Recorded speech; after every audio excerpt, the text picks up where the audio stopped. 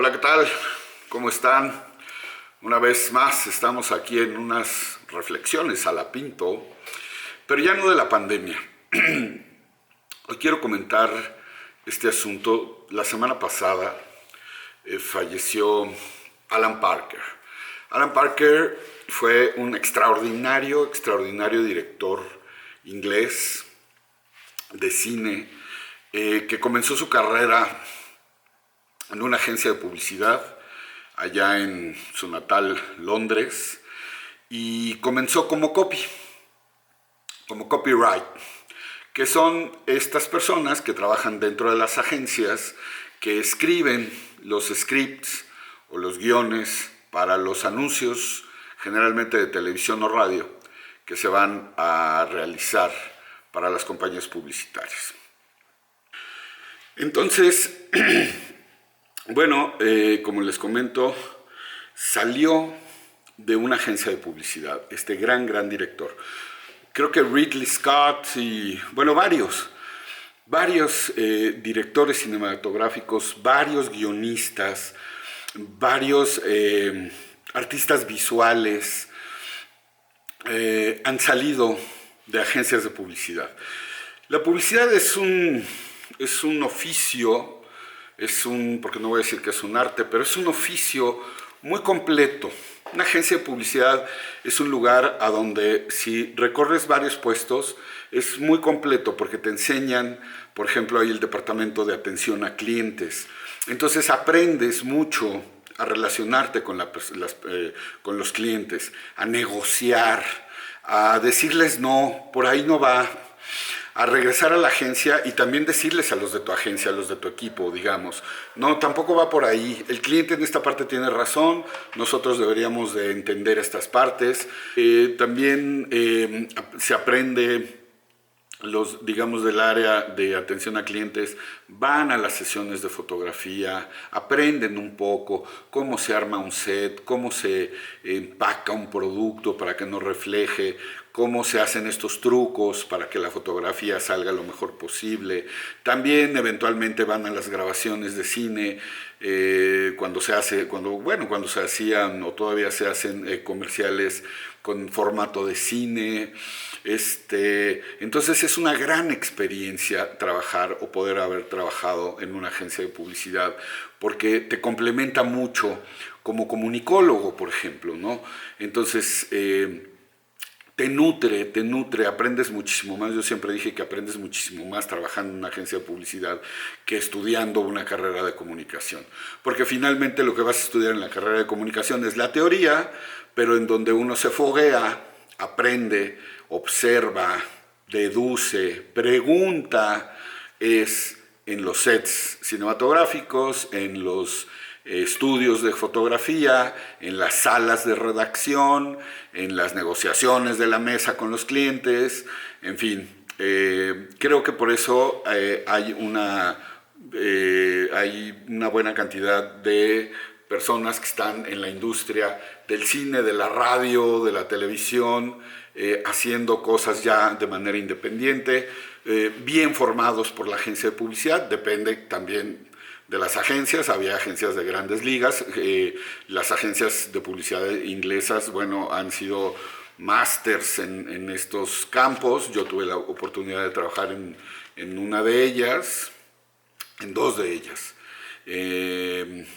Trabajé en algunas, pero dos de ellas eran eminentemente inglesas, y los ingleses, bueno, sabemos que también son másters en hacer ahora series, producciones, comerciales, cortos, documentales, en fin. Generalmente lo que se escribe y lo que se produce en agencias de publicidad no son ocurrencias de algún director creativo que se fumó un churro y en la mañana dice, se me ocurrió que hay que hacer eso. No, están basados en estudios, están basados en mercadotecnia, están basados en pruebas de grupo, en testings.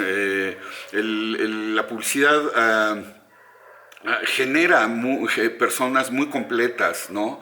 Y lamentablemente en este país es poco valorada, se considera siempre como un gasto innecesario. Y curiosamente, cuando las empresas están por tronar, entonces recurren a ella, recurren a la publicidad, cuando ya es muy difícil rescatar un producto o un servicio que está en franca decadencia, ¿no? En Estados Unidos, por ejemplo, para hacer, estas son estadísticas, estas son cifras, no es que lo diga yo, se cree que el 30% o el 20% del presupuesto de tu proyecto para hacer un negocio, para crear un negocio, para emprender un nuevo negocio, tienes que tener contemplado entre el 20 y el 30% de tu presupuesto para la publicidad inicial. Antes de lanzar tu producto o servicio, tienes que lanzar ese dinero de presupuesto para que así vayas ganando, ¿no? Y en México no se acostumbra a eso, como les comento, se acostumbra más cuando ya se está hundiendo el barco, entonces recurren a la publicidad, pero ya es complejo. La publicidad, como les comentaba, es un área de aprendizaje, es un lugar de aprendizaje muy bueno. Está, como ya dije, la atención a clientes, está copy, donde pues te enseñan a redactar, a escribir, te enseñan a escribir, a redactar, a escribir películas, porque a veces hay anuncios que son películas, pero que solamente pueden durar 30 segundos máximo, ¿no? Ha cambiado con las opciones digitales que tenemos ahora, es mucho más abierto el formato, es muchísimo, pero muchísimo más barato. Yo creo que como nunca es tan barato hacer publicidad ahora. Y de este campo, de estas agencias de publicidad, como les comento, han salido grandes cineastas, escritores, directores, fotógrafos, y de ahí salió Alan Parker, de quien estamos hablando el día de hoy. Alan Parker comenzó así su carrera. Dentro de la agencia de publicidad conoció a un tipo que se llamaba Alan Marshall, y con Alan Marshall produce su primer guión cinematográfico por allá de los quizás 69, 71, entre el 69 y el 71 más o menos, que se llamó Melody. Y Melody es una historia muy bonita acerca de niños. Son películas como que no llegaban a México. Había que buscarlas en los cineclubs, como Zafra, por ejemplo, en este cineclub mítico que estuvo mucho tiempo en la calle de Francisco Sosa, aquí en Coyoacán. Y bueno, tiene muchas películas, pero entre ellas tiene una película, bueno, tiene varias, pero una de ellas es una película que fue realmente impactante, que tuvo una presencia cinematográfica brutal, que tuvo curiosamente un actor, ahorita no me acuerdo de su nombre, pero bueno, aquí tengo un librito donde tengo algunas notas y de memoria y de lo que investigo y eso. Tuvo un actor que solamente fue como estelar, así verdaderamente estelar, en esta película, que se llamó Expreso de Medianoche.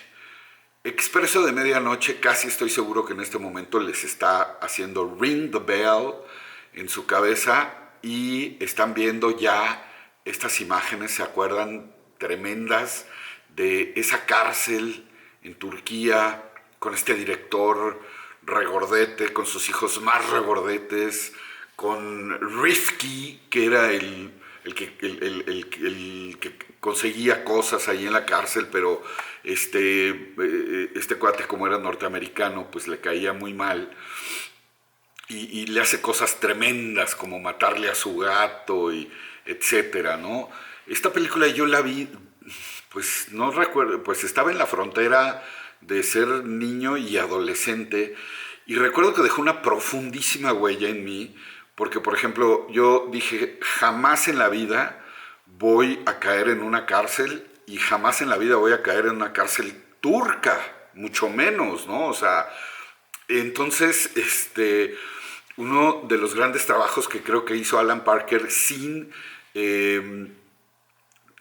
sin pensarlo, me parece, porque creo que nunca lo dijo, fue el de, pues eso, inocularnos, inyectarnos a una gran generación de jóvenes para que no traficáramos hashish o marihuana o lo que fuera, sobre todo a los europeos, porque en esa época el hash, los 60, 70 en Europa, bueno, pues estaba de moda, sigue estando, ¿verdad? Pero traficarlo era, o aparentemente era fácil, pero lo que era tremendo era caer en una cárcel turca como estas. Tuvo algunas repercusiones, por ejemplo, tuvo repercusiones fuertes sobre la percepción de un país como Turquía, porque una cosa era la adaptación cinematográfica del guión, por ejemplo, que es el primer guión que escribe Oliver Stone, es este, Expreso de Medianoche, Midnight Express. Una cosa es los protagonistas o la creación de los personajes para un rodaje y otra cosa es que los turcos sean así. Viene, vamos, no es la generalidad de los turcos, pero trascendió fuertemente por la fuerza y la narrativa visual y fotográfica y el extraordinario guión que se aventó Oliver Stone, y la banda sonora era de Giorgio Moroder. Entonces imagínense ese triunvirato que se formó entre la dirección, la idea de cómo contar esta historia escrita por Oliver Stone, que Oliver Stone estaba también en sus inicios de su carrera, y la música setentera de Giorgio Moroder. Entonces, esta es una de las grandes e impactantes películas de Alan Parker. En este cineclub que les cuento que se llamaba... ya se me fue el nombre... Safra Video. Encontré alguna vez otra película que se llamaba Birdie o Birdie. En español se le tradujo como Alas de Libertad. También no estoy muy seguro, pero creo que sí. Fue la primera película que realizó Nicolas Cage. Sí, Nicolas Cage, este actor que ahora hace cualquier cosa, cualquier tipo de películas. Algunas buenas como Salvaje de Corazón, pero vamos, es una película de David Lynch. Entonces, pero regresando a Birdie, y también sale con Mahoney, Mahoney, no recuerdo bien su nombre. Y esta es una extraordinaria historia de amistad de dos, ya no son adolescentes porque uno de ellos acababa de regresar de Vietnam y tenía algunos problemas psicológicos, pero el que realmente tenía unos problemas psicológicos era el amigo. El amigo estaba obsesionado con las aves, con volar, con el vuelo, y es una historia hermosa. Si pueden localizarla, véanla. Me parece que está en Netflix, en cartelera o en pantalla o en parrilla o como se diga ahorita, y se llama Birdie. Esa es otra de las grandes películas de Alan Parker, con un final verdaderamente inesperado.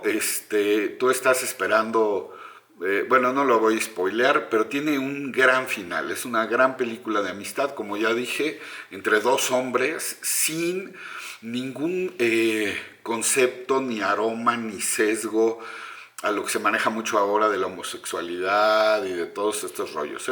Es como cuando tienes un gran amigo, vives grandes historias, te cuesta trabajo a veces convencerlo de ciertas cosas,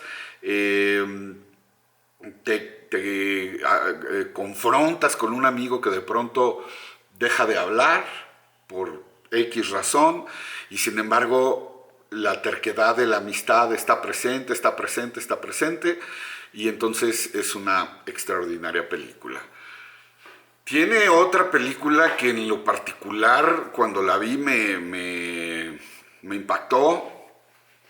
Antes, y les voy a ser sincero, cuando yo veía estas películas, no las veía tanto por la dirección, no tomaba tanto en cuenta el director, qué trabajo hacía el director, que ahora entiendo muchísimo más del trabajo que hacen los directores o los fotógrafos o los escritores. O sea, el cine es una industria de un engranaje, de tremendo equipo, de una fuerza laboral de equipo tremenda. Entonces, cuando vas uniendo estas brillantes mentes, cada uno trabajando en su área, casi ninguno metiéndose en el área de los demás, con sus muchas excepciones, por ciertos directores que también se sienten todólogos,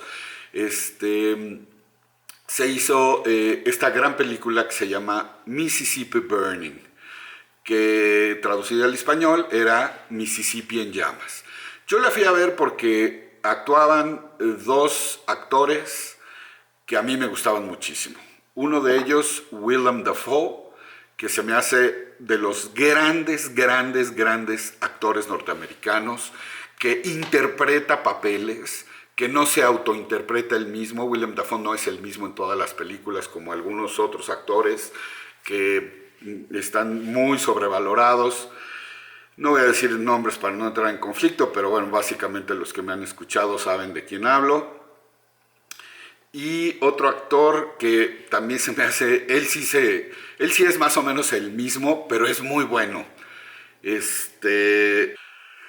se llama... Salió en Los Valientes, salió en... ¡Ay, Dios mío! Bueno, ahí se los dejo de tarea. ¿Quién era el coprotagonista de Mississippi Burning junto con Willem Dafoe?